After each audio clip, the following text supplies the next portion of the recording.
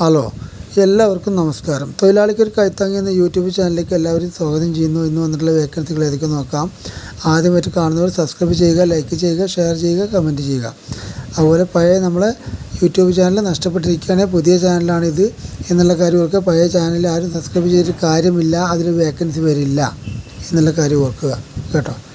അപ്പോൾ കാണുമ്പോൾ ഒന്ന് ലൈക്ക് ചെയ്ത് കാണുക, അതുപോലെ സബ്സ്ക്രൈബ് ചെയ്യുക. അപ്പോൾ നിങ്ങൾക്ക് ഇതേപോലെ വേക്കൻസികൾ വന്നുകൊണ്ടിരിക്കും. ഏതെങ്കിലും ആയിട്ട് വേക്കൻസികൾ വന്നിരിക്കും. നമ്മളെ ഗ്രൂപ്പിൽ വരുന്നതും ഉണ്ടാവും, പുറത്തുനിന്ന് വരുന്നതും എല്ലാം ഉണ്ടാവും കേട്ടോ.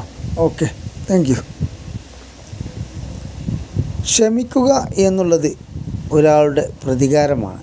ഒരാൾ തെറ്റ് ചെയ്തു, പക്ഷെ അവനോട് നമ്മൾ ക്ഷമിച്ചു കൊടുത്താൽ അതൊരു പ്രതികാരമായി തന്നെ കാണാം. ആ ഒരു പ്രതികാരം അവസാന ഘട്ടത്തിൽ അവൻ മനസ്സിലാക്കും. ഇത്രമാത്രം തെറ്റുകൾ ചെയ്തിട്ടും അവൻ എന്നോട് ക്ഷമിച്ചിരിക്കുന്നു. ആ ഒരു ക്ഷമ, അതാണ് പ്രതികാരം. നമ്മൾ ഏതൊരു വ്യക്തിയോടും ക്ഷമിക്കുകയാണ് വേണ്ടത്. തെറ്റുകൾ മനുഷ്യ സഹജം, പക്ഷെ അത് പൊറുക്കാനും മറക്കാനുള്ളൊരു മനസ്സുണ്ടായിരിക്കണം. അതുകൊണ്ട് എല്ലാവരും ക്ഷമിക്കുക, പൊറുക്കുക, മറക്കുക, അതിലൂടെ പ്രതികാരം ചെയ്യുക. എങ്ങനെ? മറന്നുകൊണ്ട്, ക്ഷമിച്ചുകൊണ്ട് പ്രതികാരം ചെയ്യുക. Okay, thank you.